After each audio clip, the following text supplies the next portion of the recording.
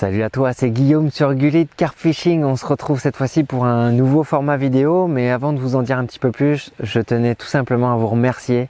Vous êtes près de 2000 à vous être d'ores et déjà abonnés à cette nouvelle chaîne YouTube, une aventure que j'ai démarrée il y a maintenant près d'1 an. Et vidéo après vidéo, vous êtes toujours de plus en plus nombreux à me solliciter, à m'envoyer des messages, que ce soit pour m'encourager ou autre. Et croyez-moi, c'était l'unique but de cette chaîne, c'est de partager et de découvrir de nouveaux lieux, vous faire découvrir éventuellement quelques nouvelles approches. Et puis j'en apprends beaucoup aussi en échangeant avec vous jour après jour. Merci pour tout ça, de votre soutien. J'espère que vous allez être toujours plus nombreux et toujours très présents dans mes futures aventures halieutiques. En attendant, je vous propose de découvrir un format vidéo un peu différent de mes habitudes. Je reste toujours sur un format pêche rapide, hein. Vous savez que j'ai peu de temps à consacrer à la pêche à chaque fois. Néanmoins, j'ai une semaine de congé et je vais pouvoir mettre à profit au moins 5 jours de pêche. 5 jours que je vais exploiter par demi-journée, vous allez le comprendre. Je vous explique ça tout de suite, c'est parti, suivez-moi.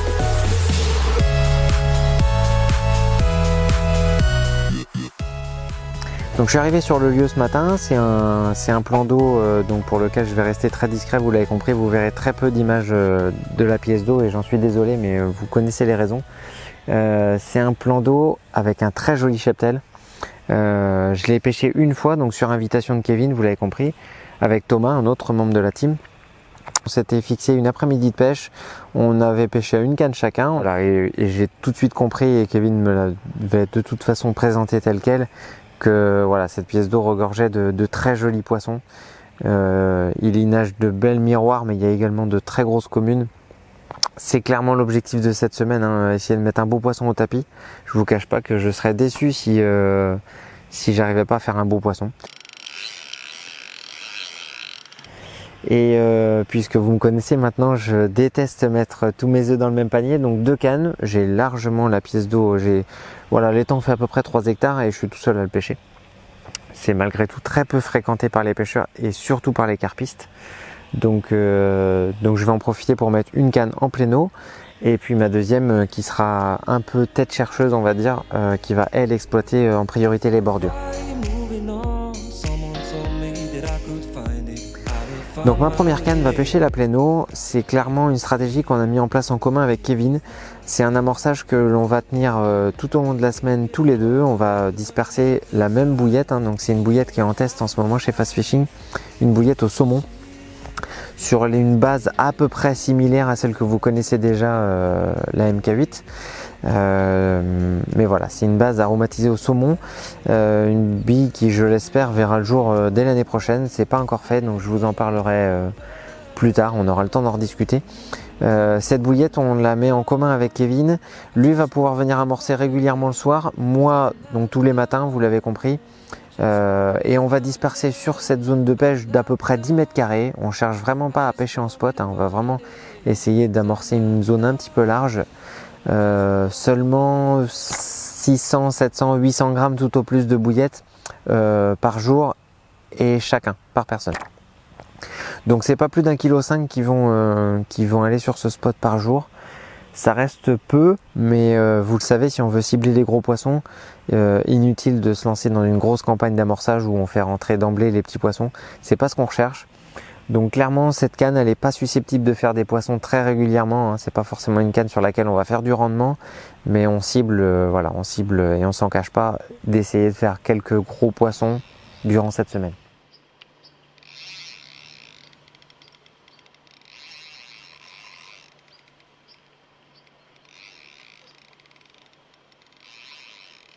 La deuxième canne, elle va exploiter les bordures parce que lors de cette précédente pêche avec Kevin, j'avais décidé de pêcher la bordure dans une conche, hein. Je me situe sur la partie droite de l'étang. Le vent dominant arrive toujours sur cette baie. Et là, pour le coup, je vais vraiment cibler les poissons, faire du spot.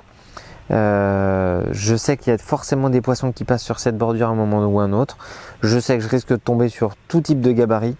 Mais clairement, l'idée, c'est d'essayer de faire quand même un poisson par jour. Ça serait très bien compte tenu du cheptel qui est très intéressant, mais malgré tout, pas forcément très très nombreux.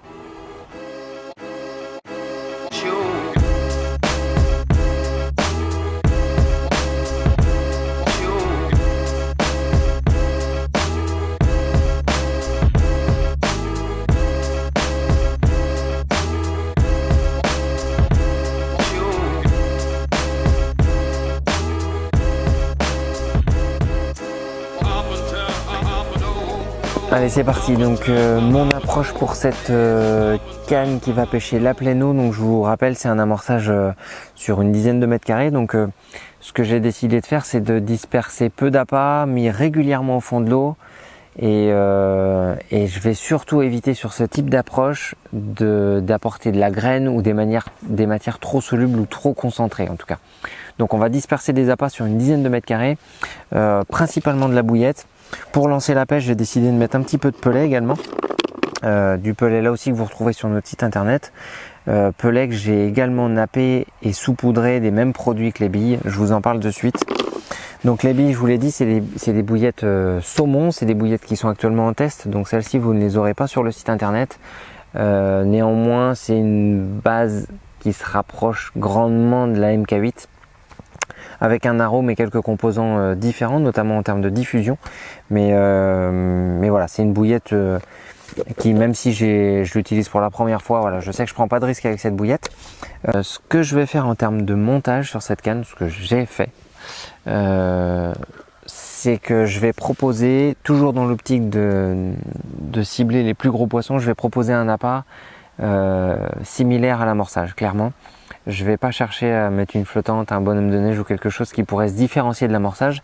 Là, je vais faire tout l'inverse. Je vais essayer de faire en sorte que mon montage passe totalement inaperçu au fond de l'eau et que ma bouillette soit une bouillette parmi tant d'autres. Donc, je ne l'ai pas surboosté. C'est exactement la même bouillette avec la même préparation. La seule chose, c'est que je l'ai disposé quand même avec un sac soluble, un petit sac soluble que j'ai rempli avec des pelets et quelques bouillettes autour, 3-4 bouillettes. Alors c'est un parti pris, je sais que c'est une des solutions nécessaires pour essayer de cibler les plus gros poissons. Ça veut dire moins de touches, clairement. Je m'attends pas forcément à faire un poisson dès aujourd'hui. Mais au fur et à mesure de la semaine, voilà, j'ose espérer qu'une approche comme celle-ci va cibler les plus gros poissons. Mon montage, c'est celui-ci, à l'exception près que sur mon bas de ligne qui est actuellement sur ma canne, je suis venu rajouter une petite olivette de pré-plombage, de pré-piquage on va dire. Voilà, c'est un montage vraiment passe-partout hein, avec un anneau. Voilà, c'est le montage que j'utilise dans 90% de mes pêches. Ce que j'ai fait pour rendre le tout extrêmement agressif en termes de piquage, c'est que ma gaine thermo ici, je suis venu rajouter de la pâte plombée dedans. On y passe facilement un petit peu de temps, mais j'ai fait ça tranquillement à la maison avec une petite aiguille à bouillette ou un outil adapté, une petite pointe en l'occurrence. Je suis venu la bourrer de pâte plombée, ce qui fait que le mécanisme est optimal en termes d'hameçon. Ça rajoute du poids à la base de l'hameçon. Donc automatiquement, lorsque la carpe va aspirer la bouillette, automatiquement je sais que mon hameçon va venir se positionner très rapidement à la verticale. C'est très peu de poids, mais c'est un poids qui est extrêmement bien placé, puisqu'à la base de l'hameçon il est camouflé à l'intérieur. Le deuxième intérêt de venir mettre de la pâte plombée à l'intérieur de sa gaine thermo, c'est que vous allez chasser l'air dans la gaine thermo. Et pour le coup, l'air aurait eu tendance à faire remonter le dessous de l'hameçon, ce qui est complètement contre-productif. Là, ça a tendance à le faire couler. Et en plus, l'air aurait eu tendance aussi à décoller légèrement le montage sur le fond. Là, ce sera absolument pas le cas. Un coloris relativement foncé sur la partie gainée, un peu plus clair sur le reste. On est sur des fonds qui sont plutôt sablonneux, un peu argileux. Voilà, donc plutôt jaune. Cette 13 gainée me semble être de la couleur la plus adaptée. Et puis, comme d'habitude, une 20-25 cm à peu près pour la longueur de ce bas de ligne. Je l'ai voulu relativement long, entre guillemets. J'ai tendance à faire plus près des 20 cm en l'occurrence quand je pêche la plupart du temps. Là, je l'ai rallongé un tout petit peu parce que je me dis que les poissons vont venir s'alimenter sur un spot qui est relativement large avec peu d'appât. Autrement dit, c'est les poissons qui vont être en mouvement. Quand j'ai tendance à proposer une assiette au fond de l'eau, donc un spot très précis avec un amorçage déposé notamment au bateau amorceur ou avec un gros sac PVA déposé à plusieurs reprises très précisément, on sait que les poissons vont venir s'alimenter et vont stagner sur le spot de manière à aspirer les particules et autres. Là, on a intérêt d'avoir un bas de ligne qui va être extrêmement réactif. Donc 15 cm me semble être une longueur à peu près adaptée.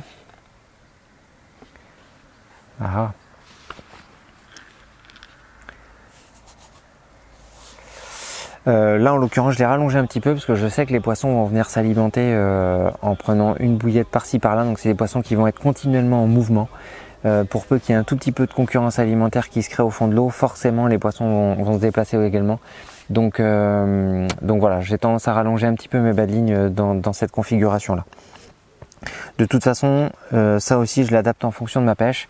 Si je m'aperçois que je décroche des poissons ou que j'ai de nombreuses touches et que les poissons se piquent mal, généralement je modifie la taille de mes bas de ligne. Si je suis sûr que le reste est optimal, notamment la position de mon cheveu, etc. Je joue presque que sur ça, la longueur de mes bas de ligne. La deuxième canne, je vous le rappelle, c'est ma canne qui va pêcher la bordure. C'est une canne qui sera susceptible de déplacer plus régulièrement. Donc là, je veux surtout pas multiplier les zones d'amorçage partout sur le lac. Ça serait pas judicieux. Je vais rien faire d'autre que de disperser les poissons. Donc là, en l'occurrence, je vais proposer moins d'amorçage et donc plus précisément. Et si possible directement sur leur zone de passage. Autant en pleine eau, j'ai ciblé un endroit qui est peut-être moins marqué. Il n'y a rien qui me dit que les poissons passent là-bas, mais je sais que sur la durée, en entretenant le poste régulièrement, les poissons vont finir par y venir, en théorie. Là, ça s'apparente plus à une pêche de baroudeur ou une pêche de rivière, vraiment plus proche de ce que j'ai l'habitude de faire. Donc là, je vais cibler un point de passage, le bas du tombant sur mes bordures. Je sais que c'est un point clé. Je sais que ce fond de baie dans lequel le vent dominant a tendance à pousser, ça me semble être un endroit stratégique. Je pêche au pied d'un arbre, il y a des branches immergées, il y a une grosse roselière derrière. Tout porte à croire que les poissons y passent à un moment ou un autre dans la journée. Donc là, je vais proposer peu d'appât, quelque chose de très concentré, donc un gros sac PVA en l'occurrence. Et pour le coup, je vais venir présenter un bonhomme de neige. Le montage est à peu près similaire. J'ai décidé de mettre un hameçon un peu plus petit, c'est une taille 4, toujours chez Fox, avec une pointe un peu plus rentrante sur celui-ci. Avec un cheveu forcément un peu plus long, parce que je vais proposer un bonhomme de neige avec deux bouillettes, donc une dense, une flottante forcément. Je suis parti pour aujourd'hui sur la gamme Hazelnut, donc noisette. C'est une couleur qui me plaît, une couleur un peu crème, avec un rappel de jaune pour ce qui est de la pop-up. C'est aux alentours d'un diamètre 14 mm. Voilà, donc ça commence à faire une belle bouchée malgré tout. Donc un hameçon de 4 me semble adapté.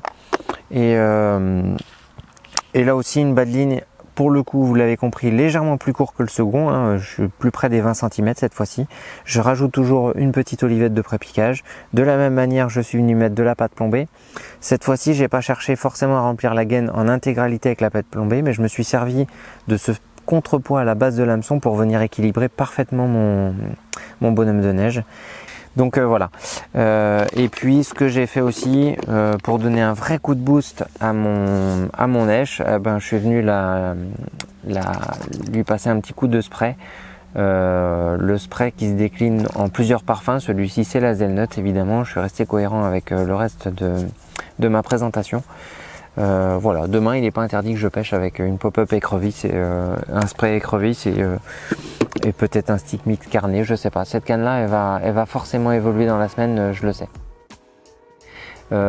Si j'ai pas d'autres poissons à vous proposer sur cette première journée de pêche, eh bien je vais tranquillement continuer d'observer ce qui se passe autour de l'eau, commencer à préparer mes sacs PVA pour demain, puisqu'il n'y a pas de matière humide dans mes sacs PVA, donc je peux les préparer la veille sans aucun problème.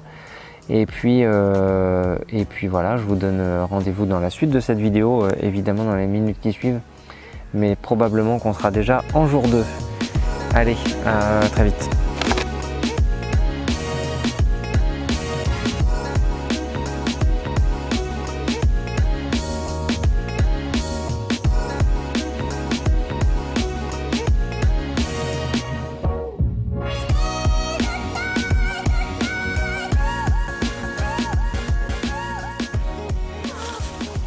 Hey. Bon ben voilà, on est déjà mardi.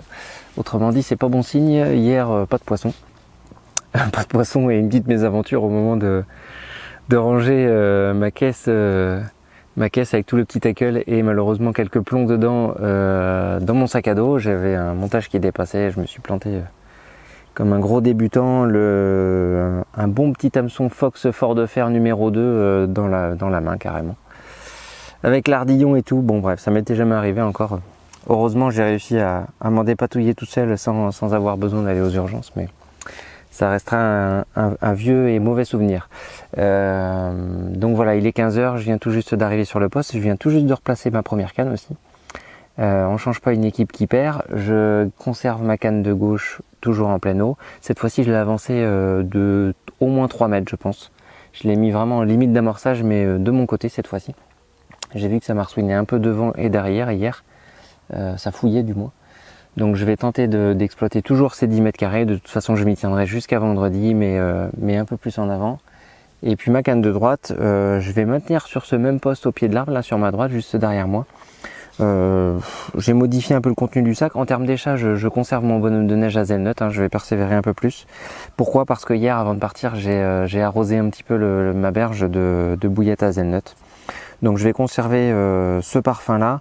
J'ai simplement apporté une petite touche de thon dans mon sac, un petit apport liquide, histoire que ça diffuse encore plus vite. Voilà, mais je vais conserver la canne exactement au même endroit, au moins une journée de plus. Si vraiment ce soir j'ai rien, peut-être que demain matin j'aviserai sur cette canne. Voilà, c'est à coup sûr un endroit une canne que je déplacerai. Allez, je dépose ça et puis on va finir d'installer le reste du matériel.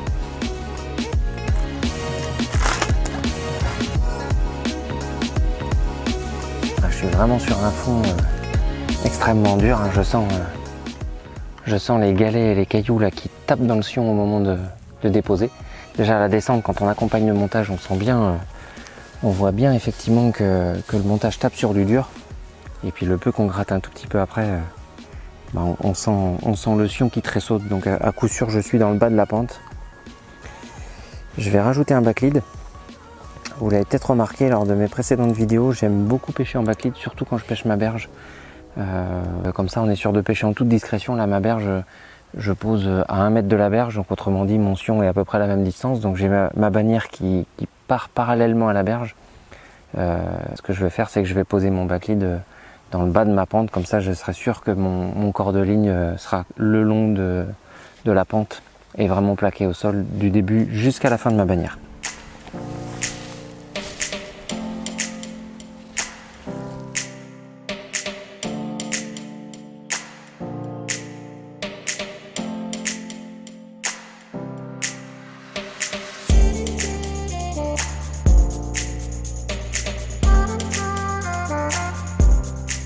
Et là, il n'y a pas de poisson peut-être. Ça fait même pas 5 minutes que la canne est à l'eau. Je suis trop content. C'est une petite commune, hein. Je vous montre ça de suite, mais bon, c'est pas le poisson auquel je m'attends quand je viens pêcher là, ça c'est clair. Mais bon, ben voilà, ça fait plaisir. On décapote rapidement. C'est idéal pour se mettre en confiance dès le début de la journée. Je vais vite me dépêcher parce que j'ai eu le très mauvais réflexe de ne pas mettre mon tapis de réception. Je me cherche pas d'excuses, hein. J'assume totalement ma connerie, c'est d'ailleurs pour ça que j'en parle dans la vidéo.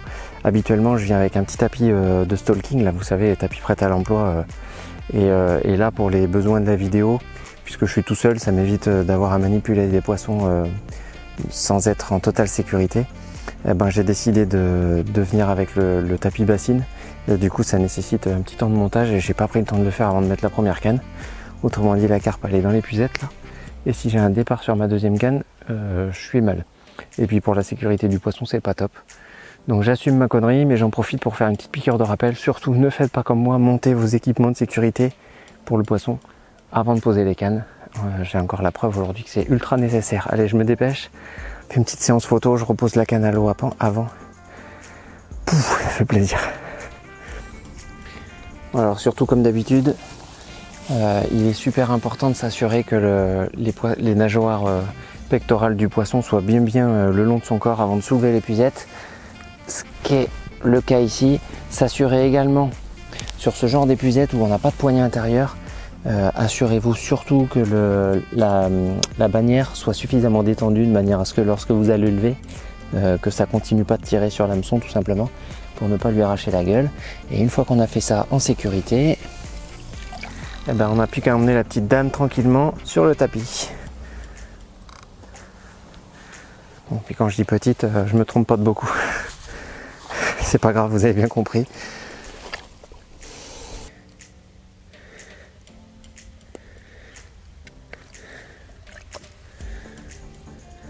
Elle était parfaitement bien piquée dans le bas de la lèvre, à peu près bien centrée.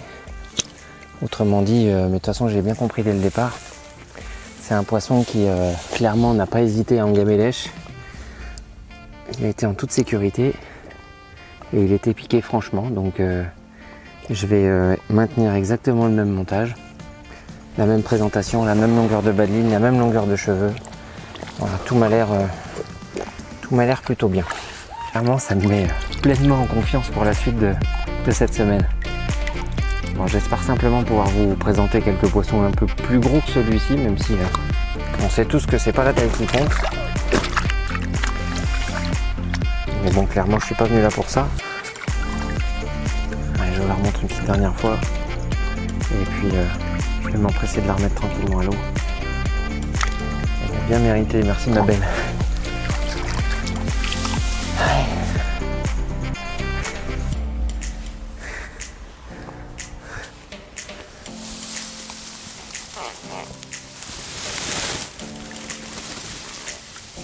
Et quand je vous dis que j'ai de la chance aujourd'hui, qu'est-ce que je trouve? Mon élastique de catapulte que j'ai perdu hier pendant la première séance d'amorçage. Heureusement, j'en avais une deuxième. Bon ben voilà, la journée démarre bien.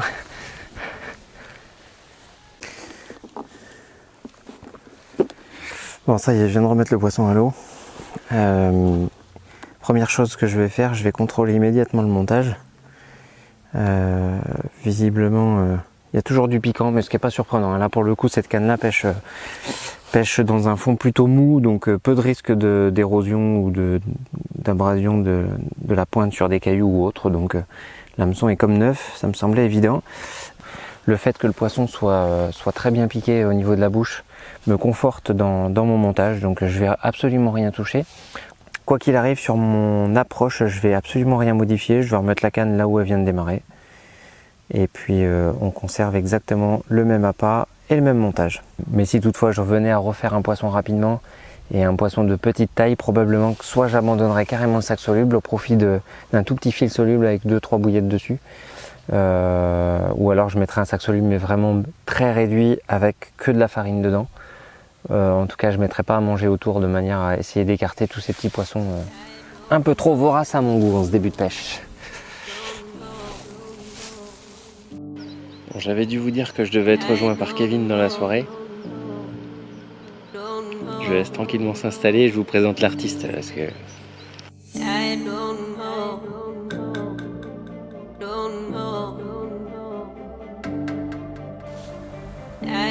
Bonsoir à tous, aujourd'hui on se retrouve au bord de l'eau avec Lilith.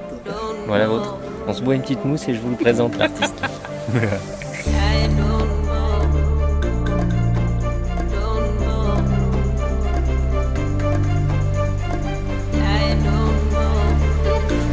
C'est bon. Bien sûr que c'est bon. Tu veux faire un petit truc avant? Un petit... Tu veux nous faire quoi, un spectacle? Non mais tu veux faire un petit... Tu veux parler un peu? Je suis timide. Bah je sais pas. Bon là notre poisson. Ouais, impeccable. C'est du solide. Bon c'est pas... Ça c'est top. C'est pas forcément pour ça qu'on est là mais... C'est ça, c'est toujours pas le poisson qu'on attend, c'est presque la copie conforme de tout à l'heure avec 2-3 kilos de plus je pense, tout au plus. Les prémices d'une grande réussite. C'est ça, la même mais... la même mais 10 kilos de plus. Genre les poissons très en longueur et tout. Donc, bon, ça permet de se mettre en confiance gentiment pour ce début de semaine en tout cas. C'est clair. Donc c'est plutôt cool. Quelle heure il est? 22h je pense. Ouais.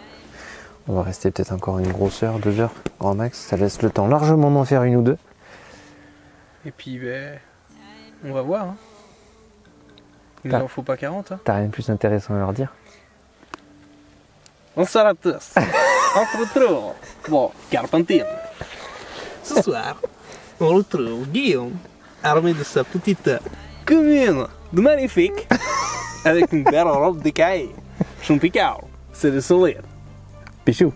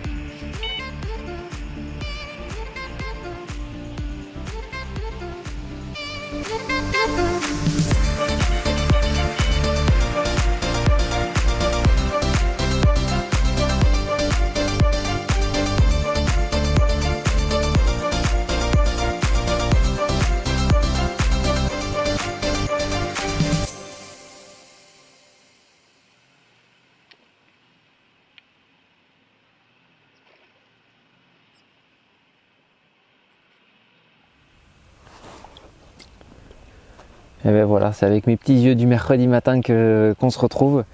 Bon, vous l'avez compris, pas plus de poissons hier soir capturés, deux petites communes malgré tout, hein, qui sont venues rejoindre mon tapis de réception.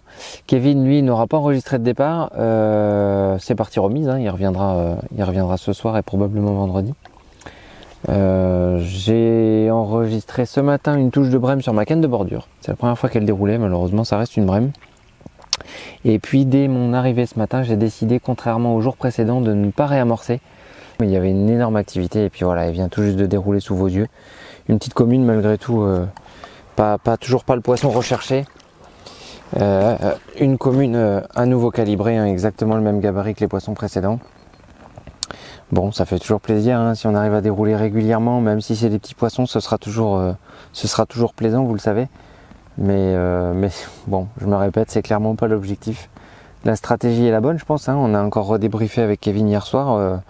On va se tenir à ça.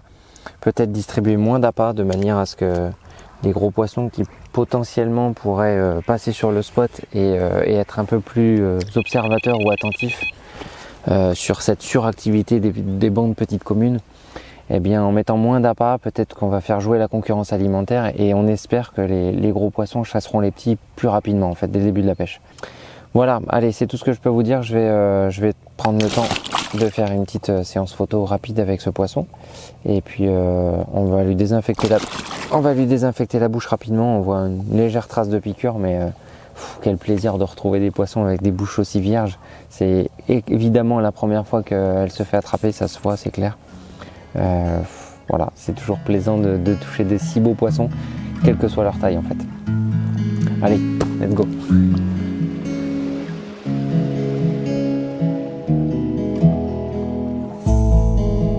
Takes you higher, I will forever be intertwined with you.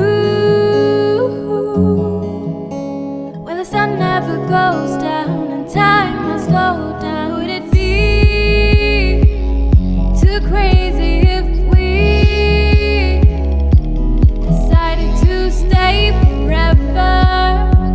Decided to stay forever, forever.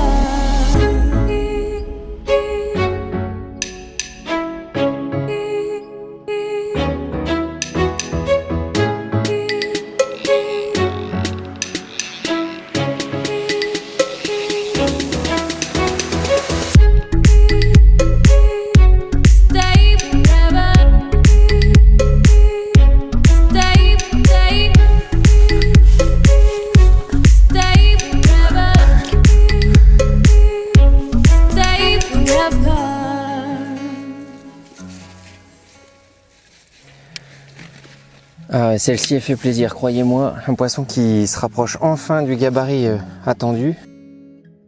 Poisson que j'ai pu capturer, vous le voyez, avec ma canne de bordure. Finalement, le changement d'èche a peut-être été payant. Je pense qu'un poisson comme ça, il devait stationner sur le poste depuis déjà quelques heures, voire plus.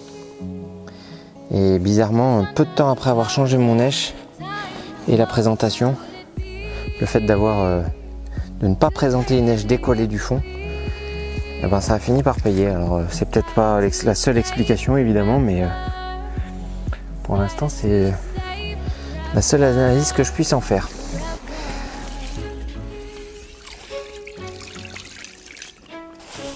Ouais, ce que je vais faire, c'est que je vais m'empresser de la remettre à l'eau. La deuxième canne a l'air de vouloir sonner en même temps. Alors, je vais rapidement la peser quand même. Bon ben voilà, quand je vous dis que c'est un truc de malade cette session, j'étais en train de manipuler mon poisson dans le tapis et puis ça faisait quelques fois que ma canne commençait à biper, la deuxième, et bah elle vient de dérouler sous mes yeux.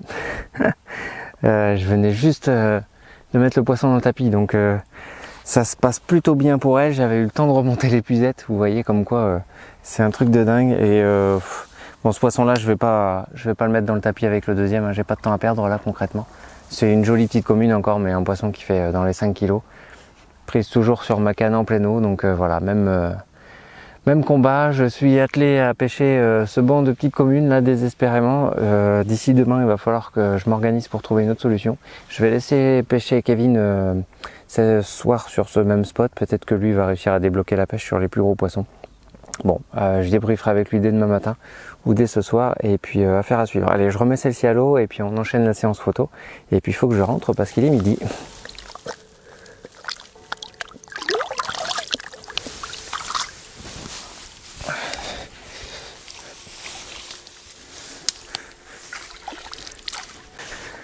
Bon, et ben voilà, c'est non sans mal que je vais terminer cette 3e journée de pêche ici. Je le pressentais un peu, je voyais ma 2e canne, le sion qui tressautait par moment là-bas, je voyais pas mal d'activité depuis ce matin sur cette canne. Et au fond de moi, j'espérais avoir un autre départ, mais si possible pas en simultané, bah, c'est chose loupée. Voilà, une belle miroir hein. Hop, que je viens de peser à 11,3 kg. Donc c'est pas encore tout à fait les poissons de plus de 15 que j'aimerais toucher, mais on s'en rapproche petit à petit et la semaine est évidemment pas terminée. En tout cas, elle me donne toute l'énergie nécessaire pour revenir dès demain matin de bonne heure. Et ben, continuer cette petite semaine de pêche qui, ma foi, se déroule plutôt bien. Kevin, quant à lui, va reprendre la suite du poste ce soir. Là, ce que je vais faire, c'est que je l'ai très peu amorcé, hein, je vous l'ai expliqué, j'ai très peu amorcé à mon arrivée. Donc je vais en remettre un petit peu maintenant parce que lui viendra pêcher qu'aux alentours de 18h, 19h ce soir. Donc d'ici là, les poissons auront eu le temps de s'alimenter tranquillement. Je vais remettre une bonne vingtaine de billes, je pense. Et puis lui refera pareil ce soir une fois sa pêche terminée pour que je puisse attaquer demain matin ce poste de la meilleure des manières. Donc c'est bien parce qu'on arrive à mettre très régulièrement, au moins 3-4 fois par jour, des appâts frais. Donc il y a continuellement des appâts sur le poste et puis on le pêche malgré tout peu de temps dans la journée, seulement 8 heures sur une plage de 24. Donc il y a une pression de pêche minime, d'autant plus qu'on le pêche à une canne chacun ce spot là. Donc voilà, pour l'instant ça a l'air de payer, on va continuer sur cette lancée, à voir si on arrive à débloquer des poissons un peu plus gros, parce que la commune que je viens de faire sur cette canne de pléno est encore du même gabarit que toutes les autres. Ce poisson un peu plus intéressant, je viens de le faire sur ma bordure, avec cet appât Factorix Hazelnut là, un petit dumbbell qui pour le coup coule, il n'est pas flottant et il m'aura permis de débloquer la pêche très rapidement. Je l'ai repositionné cette canne après avoir fait la brème en modifiant lèche et surtout j'ai arrêté les sacs solubles, je voulais pas enchaîner les brèmes, donc j'ai mis un petit fil PVA avec 3-4 bouillettes seulement dessus. Et puis voilà, donc du coup j'arrive à toucher un poisson, c'est cool, je sais exactement avec quoi repartir demain matin sur ce spot là. Ce soir je sais pas, je vais débriefer avec Kevin, peut-être que lui arrivera à rentrer des gros poissons ce soir, je vais voir. Est-ce que c'est mon montage qui est pas adapté? Est-ce que je sais pas, j'ai pas encore trouvé la solution. Bon allez, c'est sur cette image de cette jolie petite miroir que je vous laisse pour aujourd'hui. La suite de la vidéo c'est demain jeudi. Je serai présent ici dès 6h30 demain matin comme tous les matins, en espérant poursuivre cette semaine de la meilleure des manières.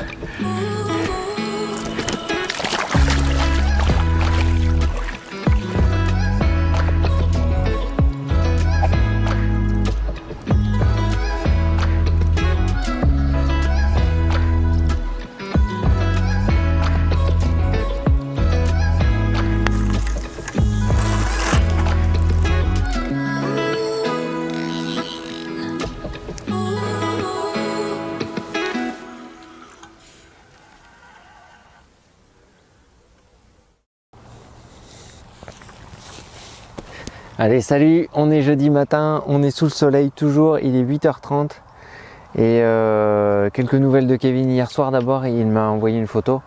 J'étais tranquillement en train de repréparer mes montages hier soir et puis il touche une belle commune, hein, aux alentours de 13-14 kg il m'a dit.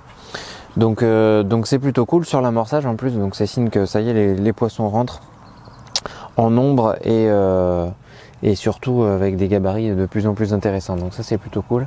Et comme je suis un garçon qui aime pas trop être piqué au vif sur ce genre de sujet là, et pourquoi pas lui remettre le même poisson ce matin. Voilà, c'est à mon tour de capturer à peine une demi-heure après avoir posé cette canne, une jolie commune aussi, un poisson assez atypique avec bizarrement des nageoires qui sont atrophiées sur l'ensemble du corps. Elles sont vraiment toutes petites et je sais pas si c'est une maladie ou quoi, mais Si vous savez ce que c'est, n'hésitez pas à me laisser un petit commentaire. Bon, enfin voilà, une belle commune qui dépasse les 13 kilos. On commence sérieusement à se rapprocher de l'objectif que je m'étais fixé de repartir d'ici avec au moins un poisson de 15 plus. On n'y est pas tout à fait, mais on s'en rapproche. Allez, je vais prendre le temps de faire une petite séance photo avec ce très joli poisson. Ma canne est déjà remise à l'eau, hein, j'ai pas perdu de temps. Aujourd'hui, il n'y a pas de temps à perdre, il me reste plus que 2 demi-journées de pêche, donc on va le tenir cet objectif.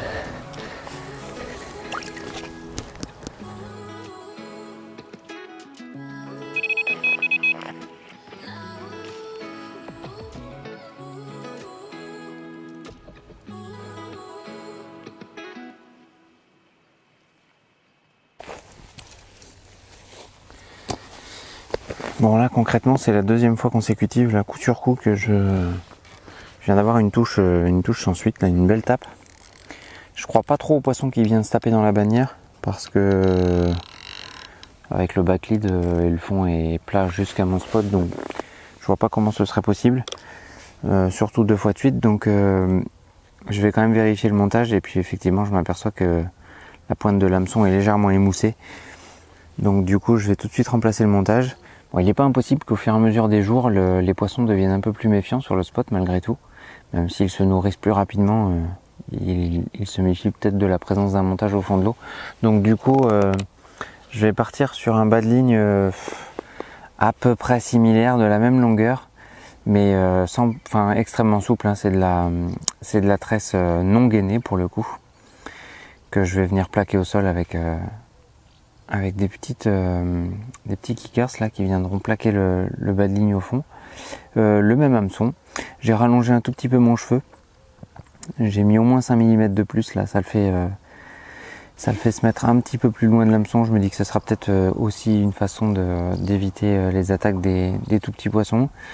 Et puis voilà, on va essayer de poser ça. Si les poissons deviennent vraiment plus méfiants, ce sera probablement l'une des solutions pour essayer de déjouer leur méfiance, en tout cas à l'aspiration. Mécaniquement, c'est un montage qui fonctionne encore parfaitement bien, hein. Il y a pas de souci avec ça. Je perds un peu en rigidité, mais pour être sûr que ça pêche et que ça soit bien plaqué au fond au moment du lancer, puisque j'ai dit que je ne voulais plus pêcher avec des sacs solubles, ce que je vais faire, c'est que je vais tout simplement mettre un petit fil soluble avec 3 bouillettes dessus pour rajouter du poids et s'assurer que ça passera de l'autre côté du plomb au moment de l'impact dans l'eau.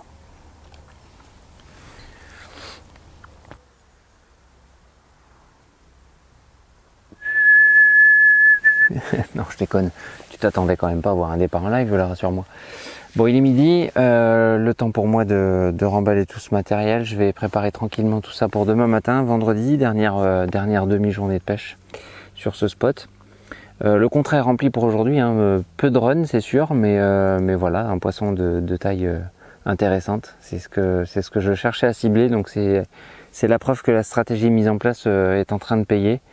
À partir du moment où on met en place une stratégie adaptée, non seulement on arrive à faire des poissons régulièrement, mais en plus on arrive à les cibler. Vous en avez la preuve. Donc voilà, après comme dans toute pêche à la carpe, il y a une part de chance. Je vais miser là-dessus demain matin pour essayer capturer un poisson de 15 plus, hein, ce qui était l'objectif inavoué de ce début de session. Donc cette réponse je l'aurai seulement demain matin. Allez, c'est parti.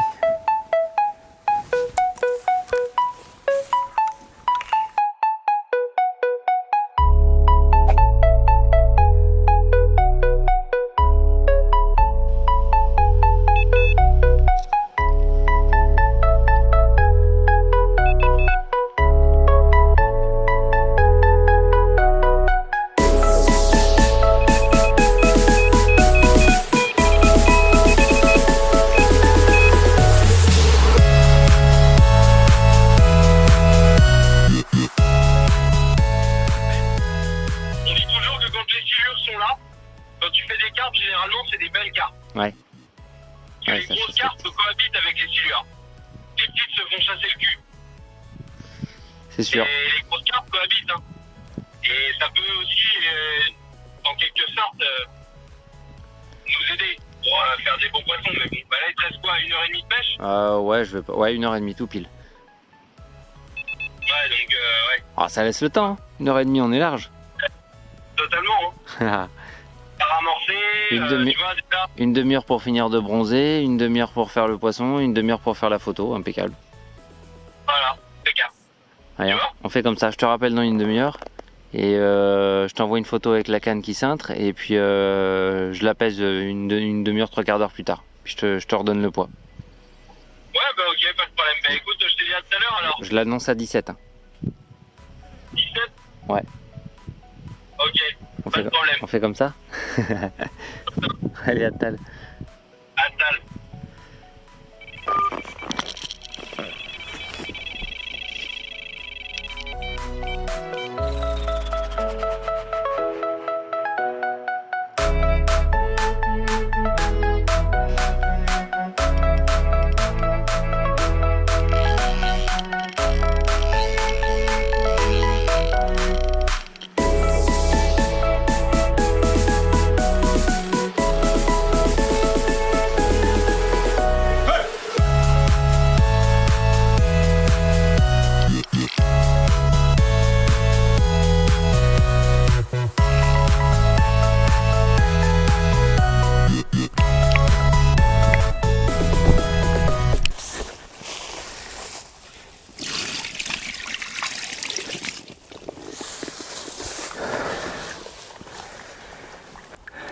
Bon ben voilà, une fois n'est pas coutume, il aura fallu attendre les toutes dernières minutes de pêche pour espérer vous proposer un bel écaillage sur cette vidéo.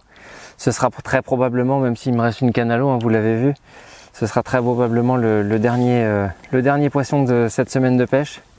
Une semaine qui aura été malgré tout fructueuse, hein, avec 7 poissons mis au sec et 7 poissons répartis sur toute la semaine. Donc c'est signe que les poissons se seront plutôt bien accoutumés aux bouillettes qu'on leur a proposées et ça c'est plutôt une bonne nouvelle pour nous compte tenu que c'est une bouillette en test qui devrait normalement voir le jour en 2021.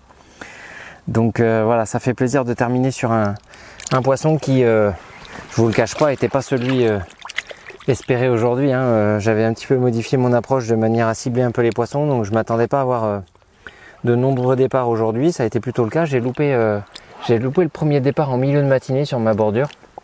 Je l'ai décroché 3 secondes après le ferrage. Surprenant parce que le montage était plutôt bon et piquant. Donc c'est d'ailleurs ce même montage qui m'aura permis de capturer celle-ci. Donc voilà, c'est sur ces quelques images que je vais vous laisser. Je vous donne rendez-vous comme d'habitude d'ici quelques semaines pour une nouvelle vidéo. Je sais pas encore où, je sais pas encore quand évidemment. Mon emploi du temps me laisse peu de temps pour aller à la pêche. Mais croyez-moi, ce sera une façon de vous remercier de votre fidélité. Je vous donne rendez-vous donc très vite. D'ici là, restez connectés. Bonne déroule à tous et à très bientôt. Salut!